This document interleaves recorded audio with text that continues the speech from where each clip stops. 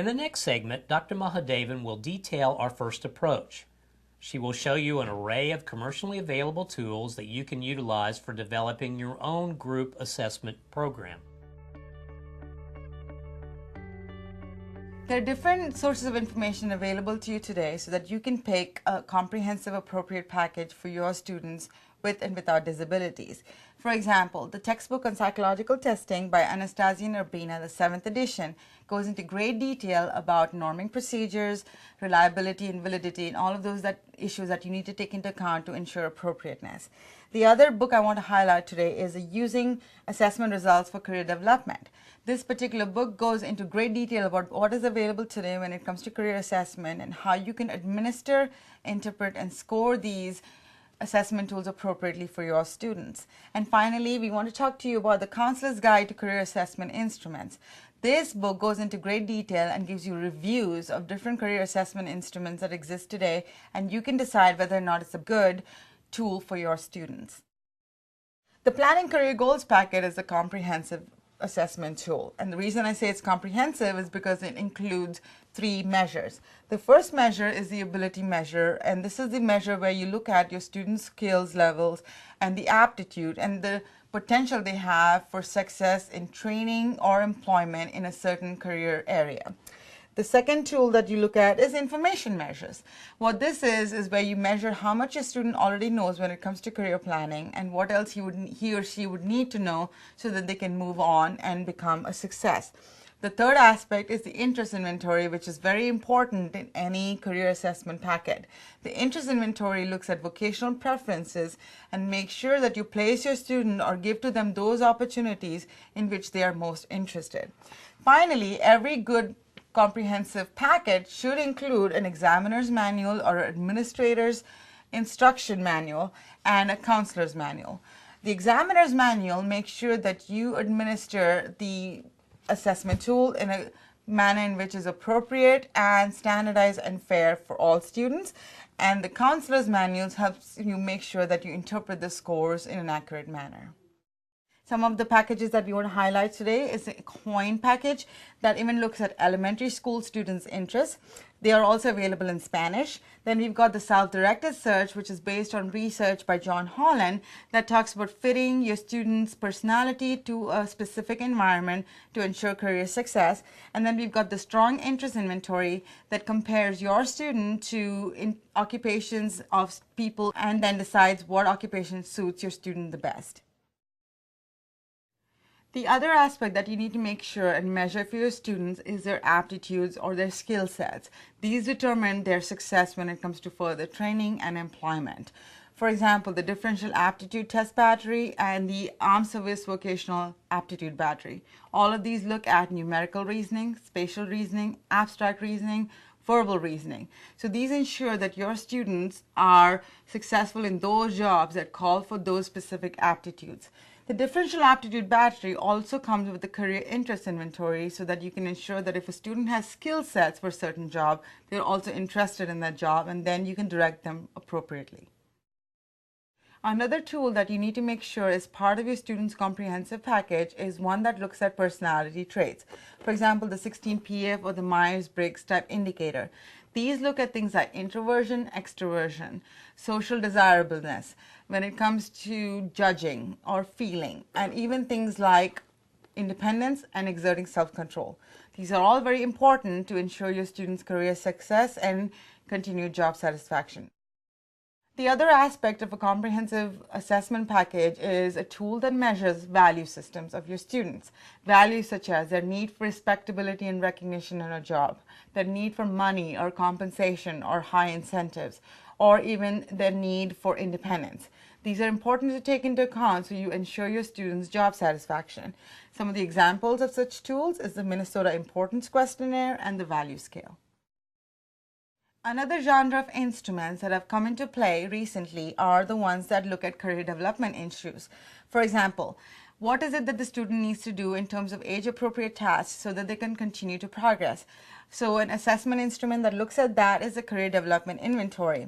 Then we've got the Career Beliefs Inventory that, as the title says, looks at the beliefs of your student and decides whether or not there are beliefs that might be impeding their progress. In addition, we've got the career decision scale that looks at how decisive is your student and whether or not they're set on the decision they've already made. Then we've got the career attitudes and strategies inventory, and this simply looks at what attitudes might be impeding a person's progress in their employment.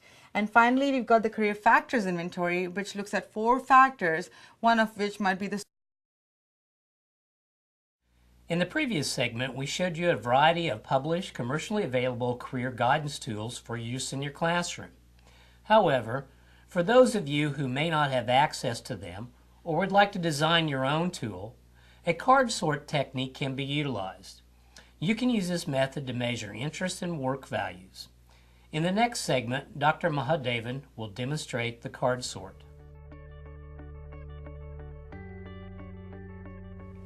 Earlier in this module, we promised to show you a technique that you can make to ensure that your students have an appropriate career assessment tool to respond to. For example, this is a vocational card sort, and this is a published vocational card sort that's available to you on the market. A vocational card sort is nothing but using a card with an occupation listed on it or a work value listed on it, and your students pick whether they like this occupation, whether they're neutral or undecided about an occupation or a work value, or whether they dislike that occupation. Once they've picked and sorted all these cards, you can then get them to do away with what they put under dislike and neutral and undecided, and rank order what they put under like. Another methodology is to force choice them to only pick 5 out of all these cards so that you can really narrow down their choices, and they have to think about what choices they're making. Another methodology to ensure appropriateness is to not use a published version of these vocational card sorts, but to build your own version using a simple word processing software such as Microsoft Word or PowerPoint. To ensure that your students with visual impairments can read these occupations without any trouble, you can increase the font size and put it up on a 8x4 paper that I've cut up like this. Another methodology that we can use is the use of pictures. For example, we can depict occupations using pictures like this is a picture for construction, welding, a scientist or a filmmaker, we have a lawyer, and we have a doctor. Essentially, the students can use these to understand what the occupation is instead of using a word that's in this published card sort. Another idea, instead of using words to depict what they feel about an occupation, is to use smiley faces such as this. I have right here like or neutral, or we have dislike and bored with. And any student can identify with the smiley face and tell you what it is that they feel about a certain occupation. We also advise you to think about methodology that would be more appropriate for your students. For example, like, dislike, and neutral, those are good words, but an adolescent or teenager might identify better with words like cool, uncool, and okay to depict neutrality. Another idea is to specifically use a word to depict an occupation, such as, for example, architecture, and put Outlook information regarding that occupation right on the back of that card. For example, here I have some national statistics related to architecture, related to median wages, employment growth, projected growth, and even projected need for architects in the future. I got this information out of a website which we will give you in your tools box. And this information can also be customized to Texas. So not only do they have national statistics related to these outlooks, but they'll also have information about where they can get jobs related to this in Texas, what kind of employment outlook is specific to Texas, and also what education needs and other experiences they will need to advance in this occupation. So all of these techniques we think will be very useful for you to use and ensure that your students have an appropriate career assessment. With the advent of the internet, there are several resources available to you related to career assessment practices online. For example, test publishers have searchable databases in that you can type in keywords such as interest, personality, aptitude, or work value and get a myriad of hits related to whatever the test publishers have in terms of assessments that look at these concepts. For example, CPP Inc., Psychological Assessment Resources, and Pearson Assessment are popular test publishers. Another searchable database that is available to you are test locators. These are typically available to you through university websites or public library systems. And these test locators give you a myriad of hits related to several assessment tools, but also provide you with a review of those tools so that you can determine whether or not these are going to be useful for your students.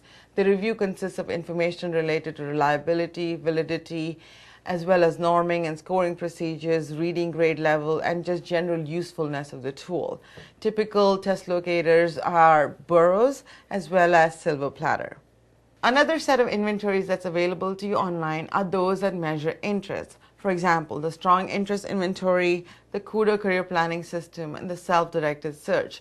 These are typically supervised by the authors so that you can be sure that the profile that you get for your students are going to be appropriate and suitable, and also going to be extensive in that they give you a myriad of interests related to your student. We also have several popular personality inventories that are now available to you online. For example, the Myers-Briggs Type Indicator and the Kersey Temperament Sorter. Sometimes these are free, however, sometimes the profile that is generated, you are charged a nominal fee for your students. Another set of inventories that are now available online are the ones that we mentioned to you before in terms of aptitudes. For example, the Differential Aptitude Test Battery, as well as the Armed Services Vocational Aptitude Battery. These can be taken based on a site license, and in a couple of hours you will have an extensive profile related to your students' aptitudes. Another trend is the availability of comprehensive computer guidance systems online. What makes these guidance systems comprehensive is that they consist of an interest inventory, a work value scale, an aptitude inventory, and you will have an extensive profile based on occupational and educational choices. What makes these computer guidance systems unique is that these profiles can be specific to the state, for example, Texas. Some examples of computer guidance systems are SIGI 3, Discover, and Choices.